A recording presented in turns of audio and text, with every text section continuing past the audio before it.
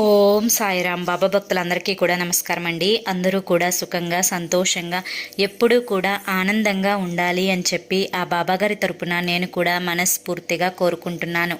ఈరోజు బాబాగారు అందించే సందేశం ఏంటి అంటే కనుక, తల్లి చూసిన వెంటనే ఇది నువ్వు విన్నావు అంటే ఒక శుభవార్తనైతే నువ్వు వింటావు అని చెప్పి ఏదో ఒక తెలియని సందేశాన్ని బాబాగారు మనకి అందించాలి అనుకుంటున్నారండి. అది స్వయంగా బాబాగారి మాటల్లోనే మనం తెలుసుకుందాము.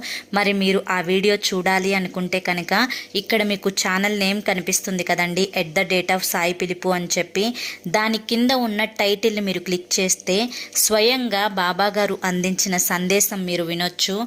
అదే కాకుండా మీ జీవితంలో ఎటువంటి శుభవార్తను మీరు వినాలి అనుకుంటున్నారో ఆ శుభవార్తని కూడా వినగలుగుతారు.